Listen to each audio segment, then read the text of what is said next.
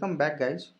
So here we'll try to understand what is do while, right? We have seen that while loop. Now we need to understand what is do while. So in while loop, the problem is the first line of while loop is evaluate the conditions. Okay, evaluate the conditions, and then if the conditions returns true, go inside, run that. Otherwise, do not do that, right?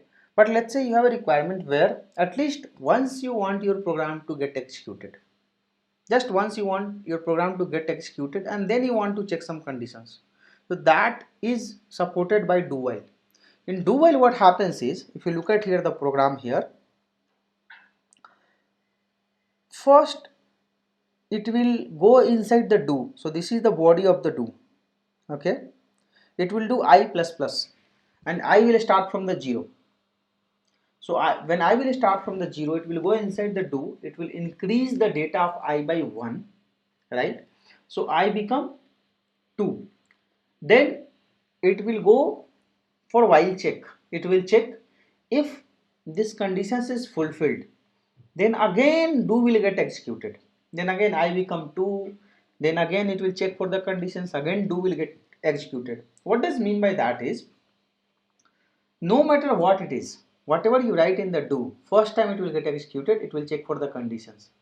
In the second time, if the conditions will not return true, then your do will not get executed. That is the difference.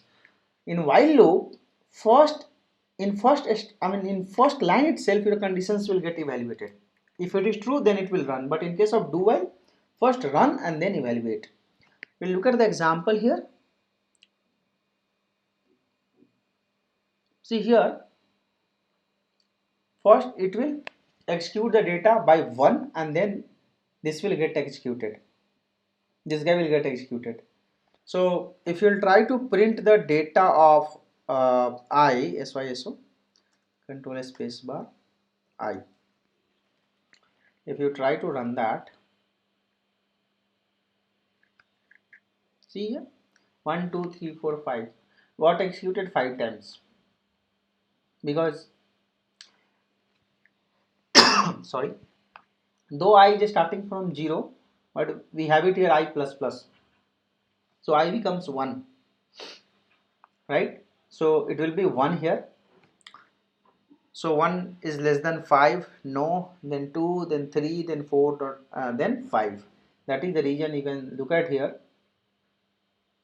1 2 3 4 5. 5 times I got executed, right? That is the benefit of do while.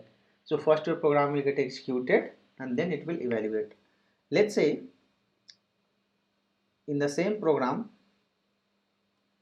if I write here while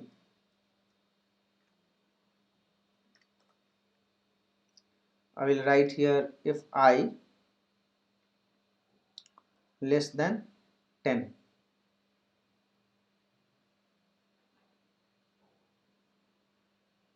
because the I value is changing. So if I'll write I less than 5, then run this, this should not get executed, because I less than 5 is, there is no case where I will be less than 5. Let me run that, because I we are increasing above, so this will not get executed. See, it will not get executed. But if I write I greater than 5, or if I write I less than equal to 5, then this guy will get executed once.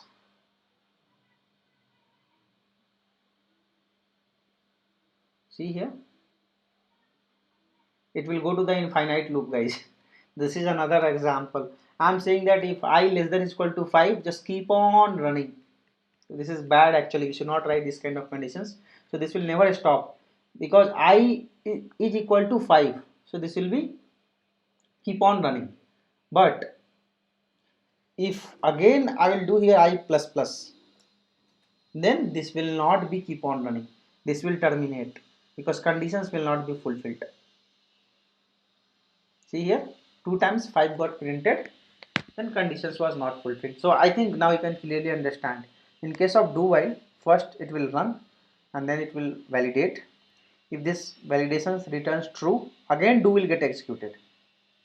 Okay, and this is the syntax. This is the body of do. Then when you are writing the while, you have to write while parenthesis and semicolon, guys. But where in the second case, you have the body for the while also. Okay, but in the first case, you have while with conditions and do has the execution part. That is the difference, guys. Here after while you have a semicolon. Here in case of only while loop, your execution part comes within the curly braces, but in case of do while, execution part comes within the do curly braces. That is the difference, guys. Okay, hope you are clear. Thank you, guys. Thank you for watching this.